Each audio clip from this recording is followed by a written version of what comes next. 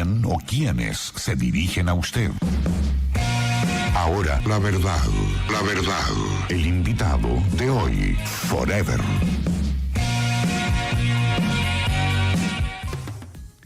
Para dar respuesta a todas estas interrogantes que veníamos manifestando antes del corte comercial, contamos con la presencia de un querido amigo de esta casa, el ingeniero Rodrigo Gómez de la Torre. Rodrigo, qué gusto tenerte en los micrófonos y en las cámaras de 92.5 Radio Forever, la verdad.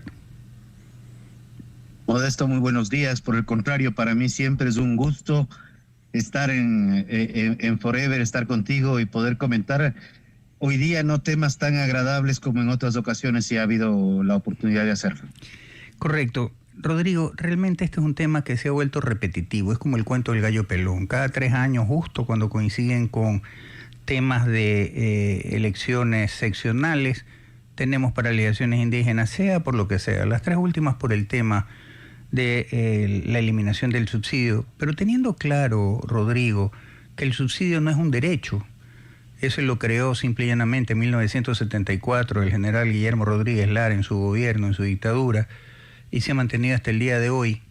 Hay varias interrogantes que se nos abren, Rodrigo. ¿De qué manera, por qué, si dentro de este periodo, ¿no verdad?, en que ha habido subsidio, ¿por qué sigue siendo pobre la población indígena? ¿De qué le ha servido? ¿Quiénes se han aprovechado? Todo eso, por favor, tu primera impresión. A ver, primero felicito lo que acabas de comentar. Los subsidios no son un derecho, son un beneficio. Y los subsidios deben ser focalizados para quien realmente los necesite y de manera temporal, para que sea un empujón para salir de la pobreza. El Ecuador desde los años 70 ha venido consolidando subsidios. En este caso hablamos de los subsidios a los combustibles, gasolinas, diésel, gas licuado de petróleo, pero también ha venido consolidando otro tipo de subsidios que siguen incrementándose en el tiempo y las poblaciones siguen falentes de muchos temas. Yo lo voy a decir, no solamente es un tema de la ruralidad de la sierra con el sector indígena, hay temas de ruralidad en general en el país, donde los servicios básicos están muy minorados. No hablamos ni siquiera de agua potable, hablamos de agua segura cuando hablamos de agua. Alcantarillado cada día se va mejorando, pero todavía está muy pendiente. Conectividad tan necesaria en estos días también está pendiente. Pero esto de aquí tampoco da derecho a que ciertos grupos puedan tomarse la libertad de bloquear vías. Y curiosamente, ahora que lo vemos más focalizado en la provincia de Imbabura, norte de Pichincha, con una afectación directa al Carchi, vamos viendo que los más afectados son los mismos habitantes de esas poblaciones. El turismo en Imbabura, las artesanías en Otavalo, Cotacachi, Atuntaqui, el sector gastronómico, el sector productivo, no por dejarlo a un lado, pero papa, aguacate, leche, mango, granadilla, frijol, que abastecen al país entero y a las agroexportaciones. Y solamente por el tema que es el sector lácteo, sacamos hace unos días atrás con el Centro de la Industria Láctea una información donde se hablaba que los primeros 10 días había una afectación de alrededor de $660,000. Ojo, $660,000 al sector formal de la economía, pero no se habla de que el sector formal representa un 40% de la economía. Por ende, tú estás hablando de pérdidas millonarias y que en este momento, consolidando los sectores productivos, industriales, comerciales, turísticos, hemos superado ya los $100 millones tranquilamente, solamente en las áreas de afectación directa. Rodrigo, y justamente me llama mucho la atención aquello porque veíamos que un hecho noticioso de que se habían derramado 1.3 millones de litros de leche, lo cual me parece a mí, más allá de una barbaridad justamente realizada por bárbaros, por eso una barbaridad, me parece un pecado. porque ¿cuántos niños hay desnutridos que se pudieron haber beneficiado de esa leche? En primer lugar.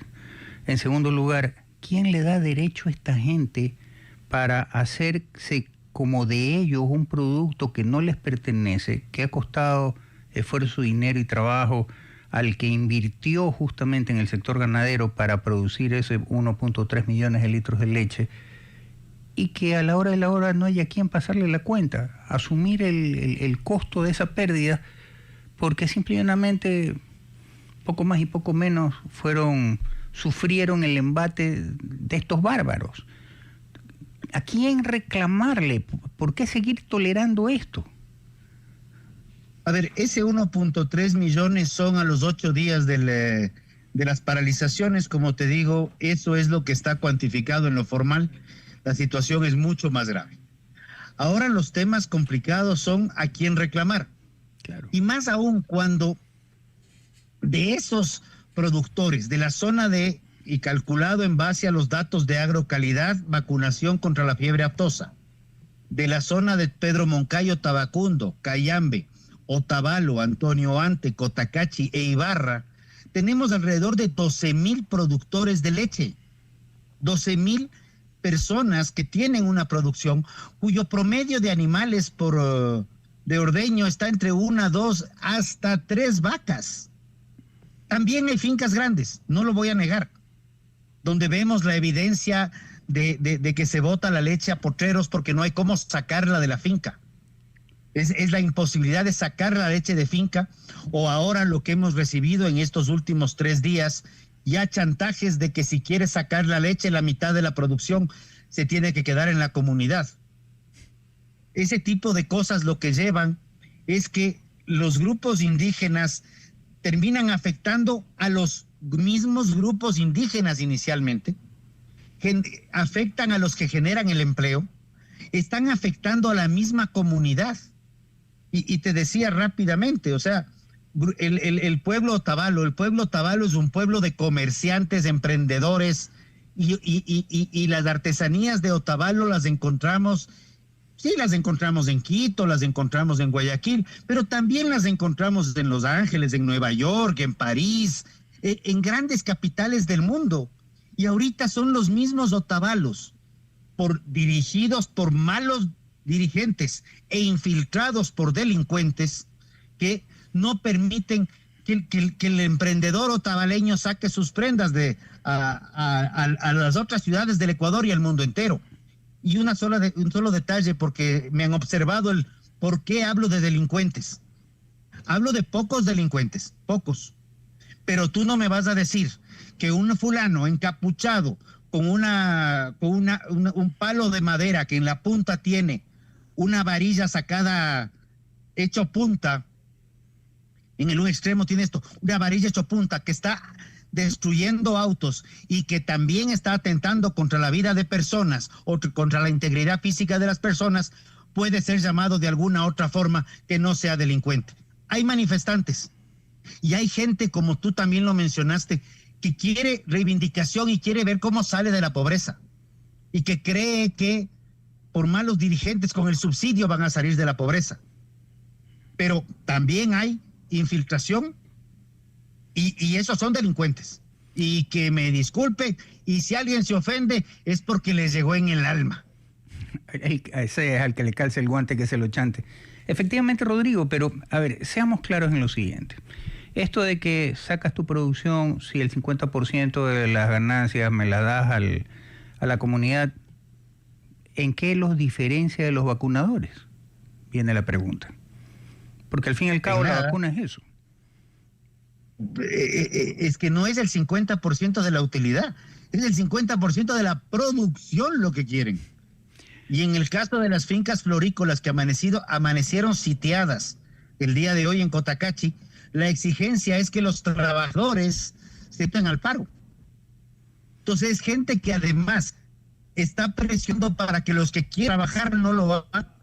Y ahí viene la otra ocupación muy grande, que es Atuntá, Antonio Ante, Cotacachi, Otavalo, Ibarra.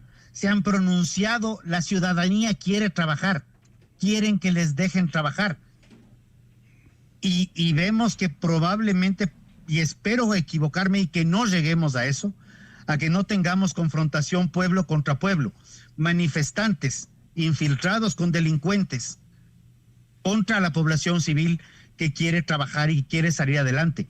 Pero ahí viene otra pregunta. Eso es altamente preocupante. Ahí viene otra pregunta, Rodrigo. La lógica nos dice de que si tú practicas una marcha pacífica, entre comillas, y resulta que vienen vándalos y se te unen a la marcha, y tú quieres mantener el principio de pasividad, tú llamas a la policía, llamas a las Fuerzas Armadas y dices, señores, esos señores no pertenecen a mi grupo, esos señores son infiltrados, esos señores son los que han cometido el vandalismo, llévenselos. Pero aquí no, aquí sacan provecho justamente de lo que esos señores infiltrados están causando, que no es otra cosa que terror. Y cuando tú causas terror, causas daño físico, estás exigiendo políticamente ciertos cambios y tal, reúnes todos los requisitos de lo que es un grupo terrorista. Si hacemos un checklist de lo que se necesita para ser considerado como grupo terrorista, en este momento y en el 2022, la CONAIE los reúne todos.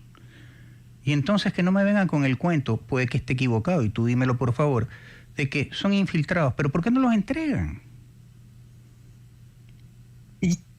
Y ahí sí no es solamente llamar a la policía, es que los mismos grupos de manifestantes los saquen, que les apliquen justicia indígena a los infiltrados, que además están atentando contra el nombre de pueblos, de lo que llamamos aquí en el Ecuador las nacionalidades, que probablemente sí quieren trabajar y sí quieren salir adelante.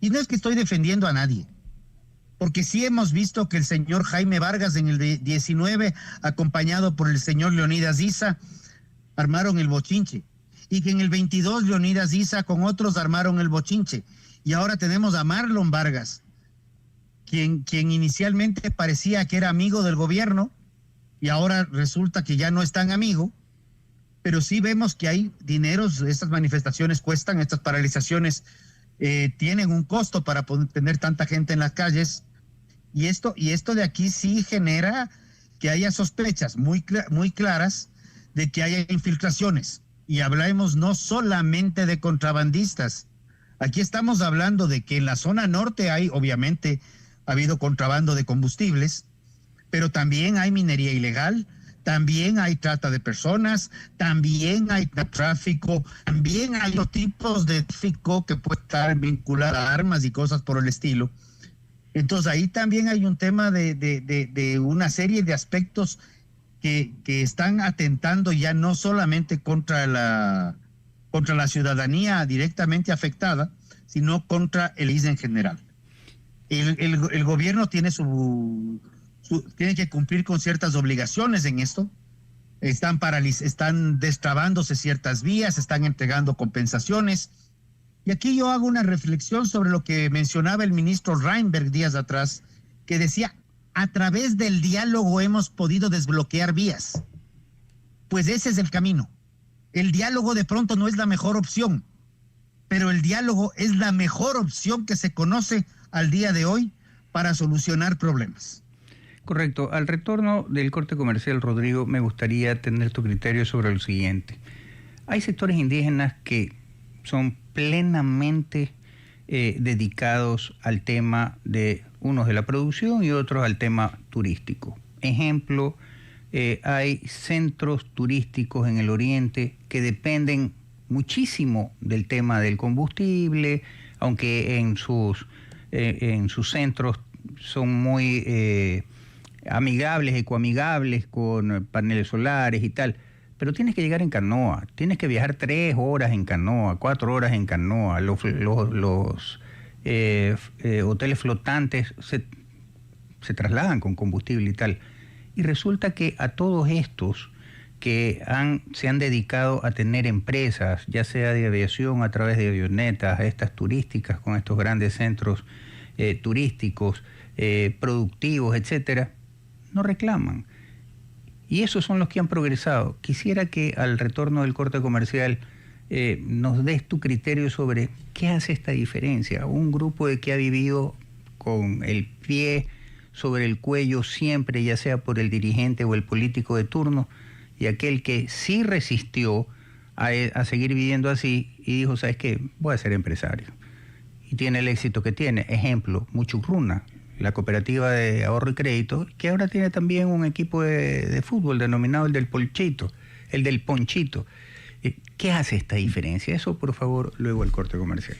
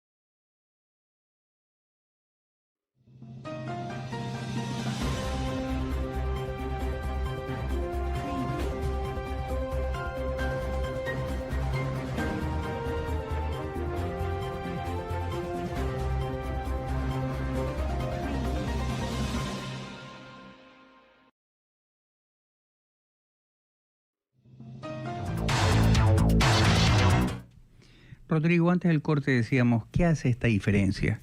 Que unos vienen lamentándose 500 años de resistencia y tal, pero siguen igual de pobres. Otros sí se resistieron a seguir siendo pobres, sí se resistieron a ser utilizados y manipulados por dirigentes o políticos y tomaron el destino de sus vidas por sus manos. Y tenemos que los que más se verían afectados realmente por el tema de la eliminación del subsidio al combustible, dejando de lado el tema de lo que es los grupos de delincuencia organizada, minería ilegal, etcétera, y contrabando de combustible, los más perjudicados, entre comillas, serían justamente estos grupos de empresarios que se dedican, por ejemplo, a la aviación, de empresarios que se dedican justamente al tema turístico dentro del Yasuní y todo esto. ¿Qué hace esa diferencia, Rodrigo? A ver, primero recordemos un empresario de la aviación en la Amazonía, pues.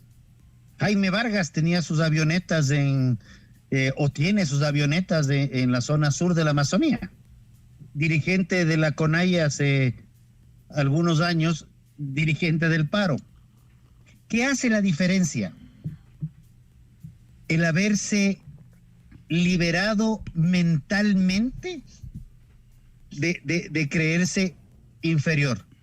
Los movimientos indígenas son absolutamente maravillosos y he tenido mucha relación con algunos de ellos y le empujan para salir adelante.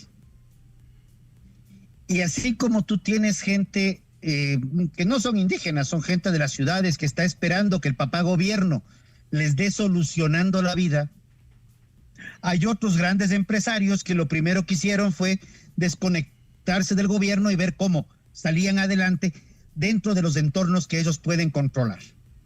¿Qué es lo que vemos en esos grupos en la Amazonía? Eso, educación y voluntad de crecimiento. Esa es lo que hace la diferencia. Es la decisión de la persona en considerarse valiosa y no esperar que alguien más le dé solucionando la vida. Y eso lo vemos, hay una comunidad en la zona de Pastaza. Comenzó como una asociación de cacaoteros. Ahorita tienen su planta de procesamiento de chocolate, están exportando a varios países. No quieren que nadie les vea porque dicen, si me ven me han de complicar la vida, pero están trabajando, cumplen con la normativa, crecen, se desarrollan. Hay otros que están esperando que como se llame ahora, Ecorae, les mande plata por un acaso. Esa es la gran diferencia. Y para completarte una reflexión menor, o tal vez no es tan menor, pero los grupos de minería ilegal, narcotráfico, el costo del combustible de $1 más o $1 menos, no les cambia la economía en lo más mínimo.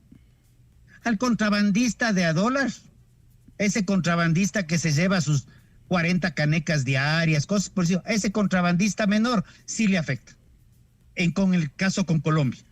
Pero a los grupos de delincuencia organizada el costo del diésel, debo decirlo, es un gasto marginal, porque los márgenes de utilidad a través de los negocios ilegales e ilícitos son multimillonarios. Sin lugar a dudas. Y ahora, ¿no te parece muy coincidental, entre comillas, que justamente estas paralizaciones se den a las puertas de elecciones seccionales, sean estos alcaldes o gobernadores?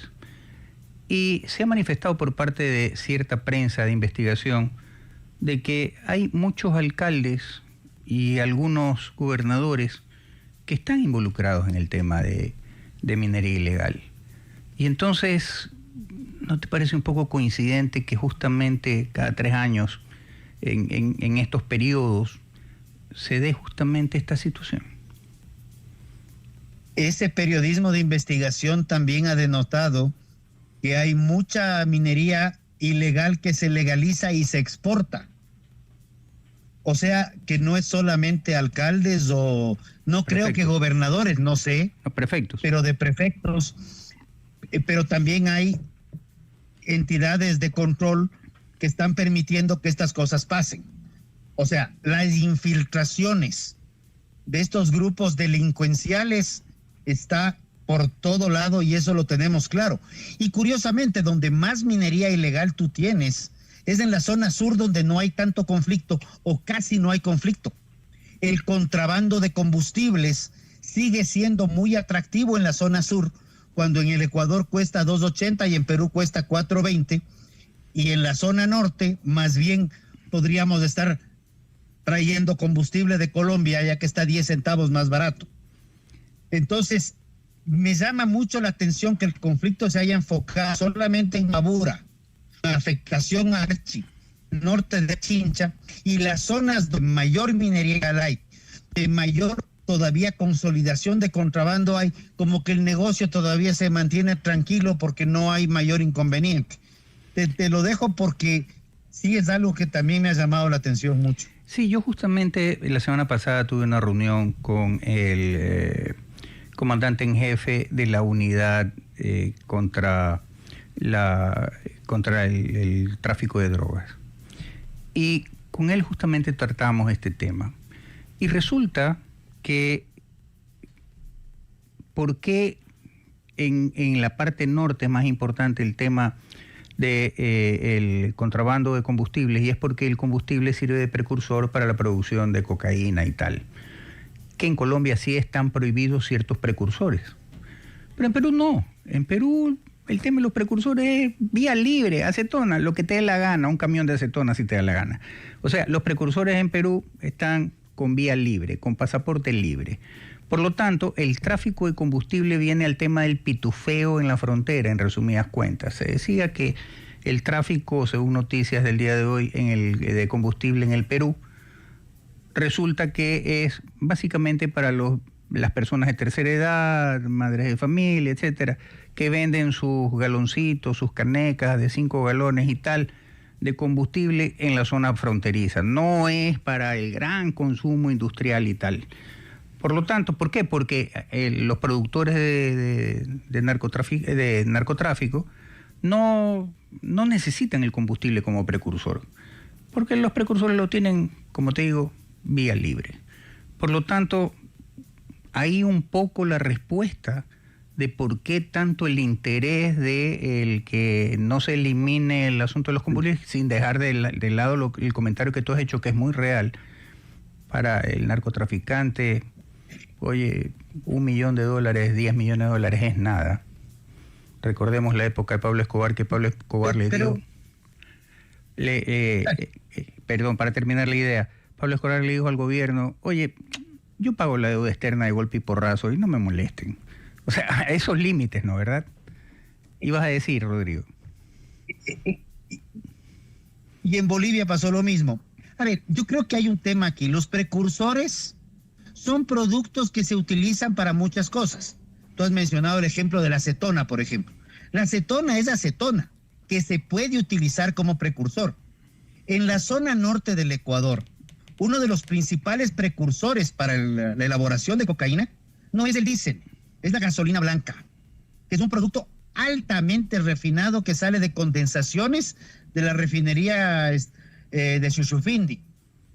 Hay más bien que Petro nos cuente qué usa, dónde se condensa, porque no hay refinería que no produzca gasolina blanca, porque la torre de desalación hace que eso se produce, no hay dónde perderse. ¿Dónde está esa gasolina blanca? Eso le corresponde a Petro contarnos. Pero entonces, como digo, no son el caso del nitrato de amonio. El nitrato de amonio se lo puede utilizar, es un fertilizante necesario, altamente requerido en la agricultura, pero como también puede ser utilizado como precursor, ahora tienes limitaciones para adquirirlo. Entonces, no son los precursores per se, no son precursores porque son malos, sino porque son productos que tienen varios usos, que además tienen un uso que se lo mal utiliza. Pero yo sí creo que hay que indagar más. Yo creo que hay temas de inteligencia que deben trabajar y no es un tema que conozcamos de hace 15 días o 3 semanas. Sabemos muy bien los problemas que hay de contrabando en frontera norte, en frontera sur.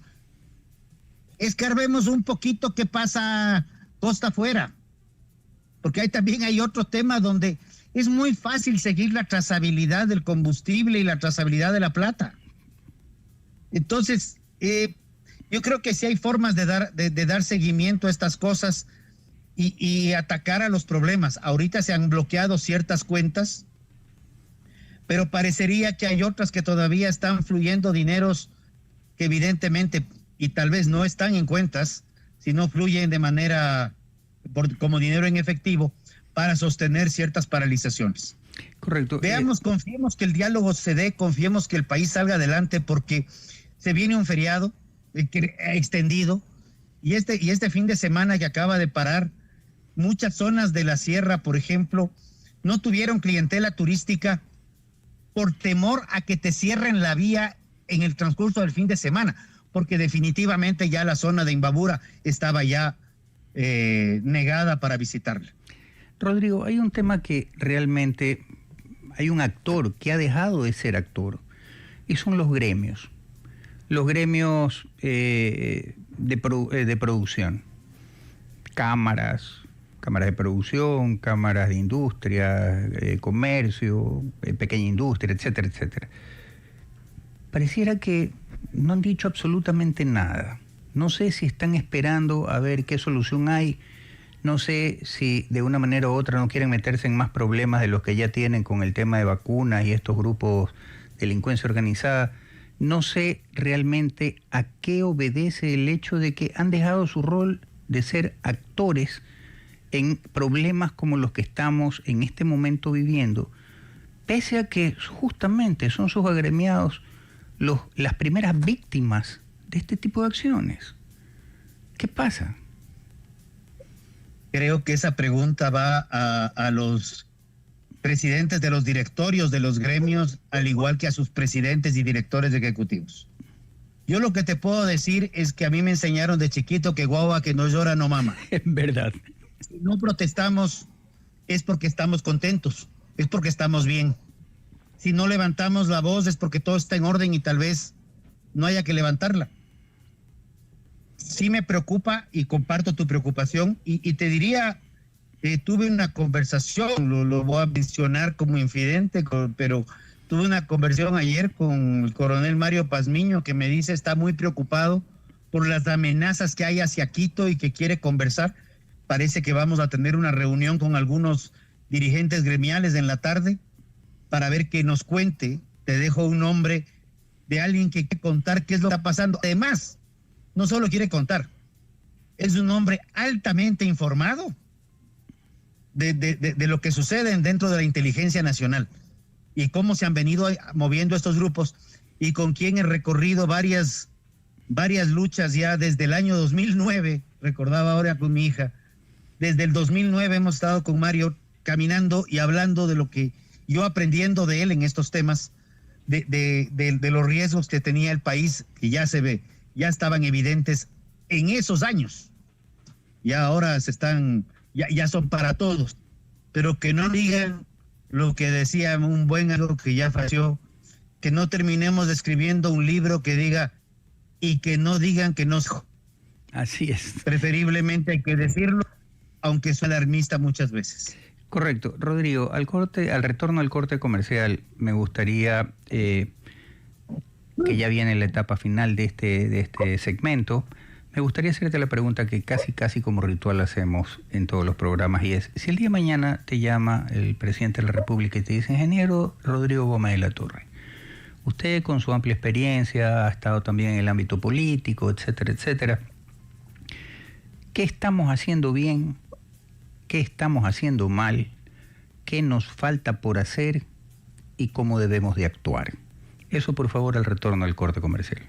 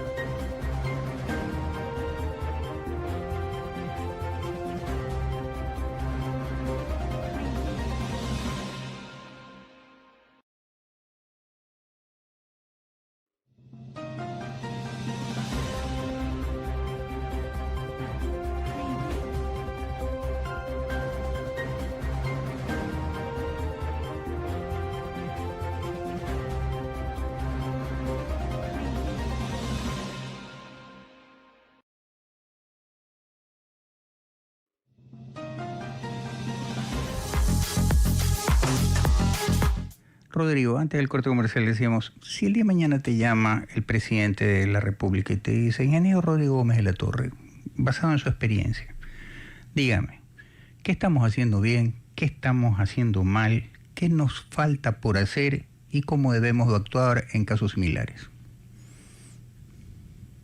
En el marco de las paralizaciones, correcto, creo que se ha hecho bastante bien las cosas en términos de prepararse con una compensación a subsidios.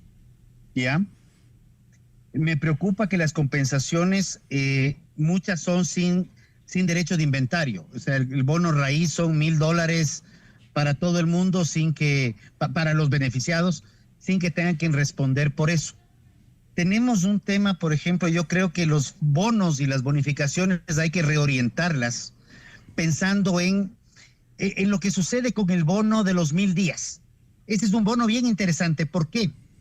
Yo te entrego el bono de los 1,000 días, pero el que te mantengas en el bono implica que te hagas los chequeos de embarazo, que cumplas con los chequeos, los prenatales y los postnatales, control de pesos, control de vacunas.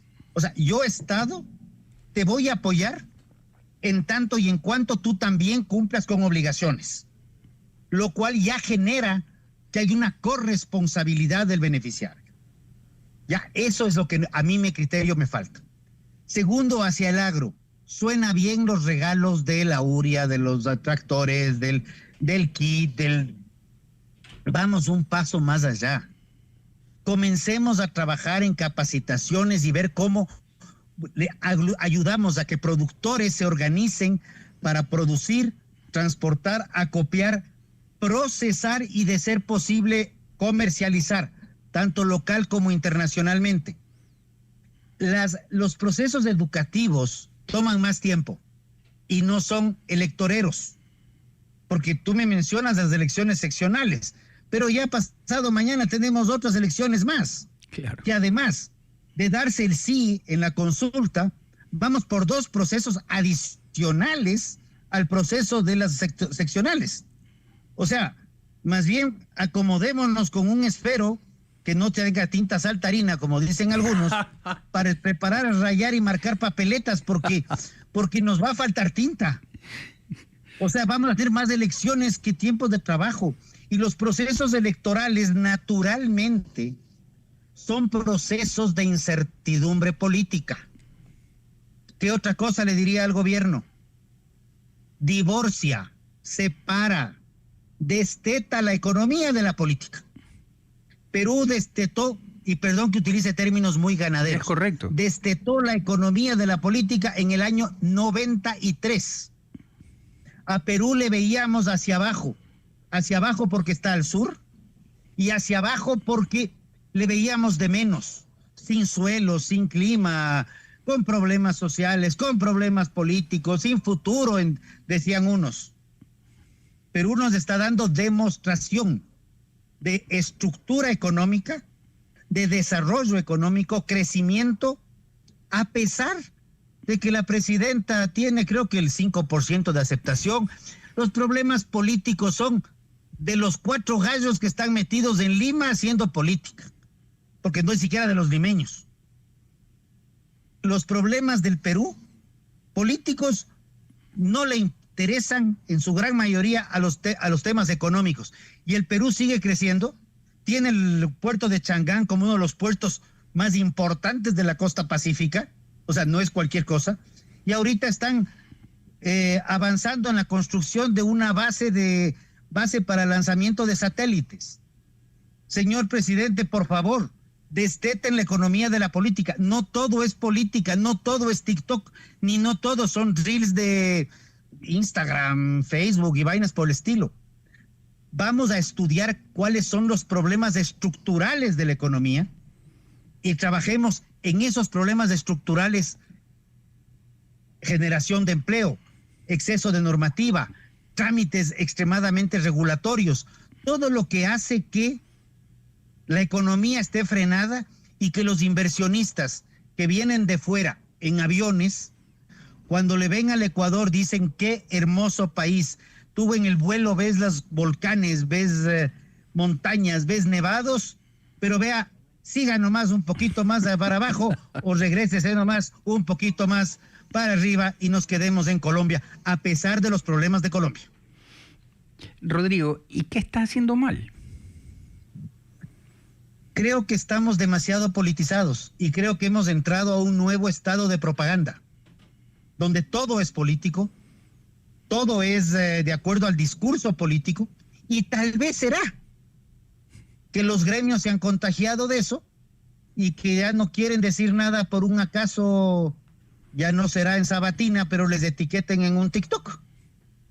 Correcto. Rodrigo, siempre es un placer conversar contigo y una de las cosas fantásticas es que eres directo. Diseccionas muy bien el elemento a ser analizado y eres franco y directo en tus respuestas. ¿Cuál sería tu conclusión final, mi estimado Rodrigo? El Ecuador es un país bendecido por todos los lados. Con respecto a recursos naturales renovables, recursos naturales no renovables, tenemos 4 regiones climáticas claras: insular, costa, sierra, Amazonía. Tenemos una mega biodiversidad que nos permite producir todo el año y lo que queramos. Creo que es fundamental que comencemos a pensar en qué es lo que nosotros podemos hacer como ciudadanos y no esperar qué es lo que el gobierno de turno, que más bien está pensando en otras cosas, puede hacer por el país. El gobierno de turno está pensando en cómo solucionar los problemas de su caja fiscal.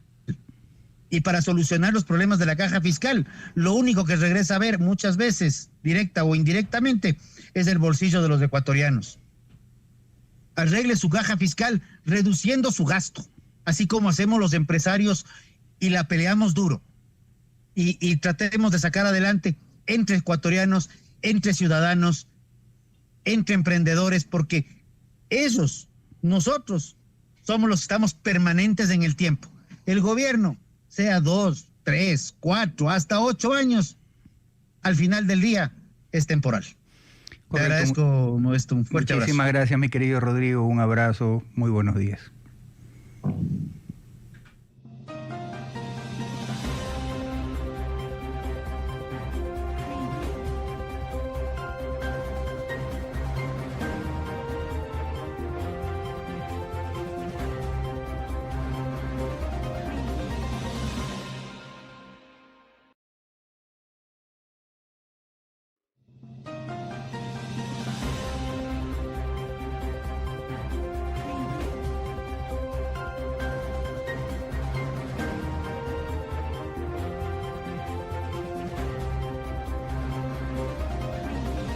Solo la verdad. Perspectivas y análisis político de Ecuador. Economía nacional. Personajes que hacen Ecuador y el mundo.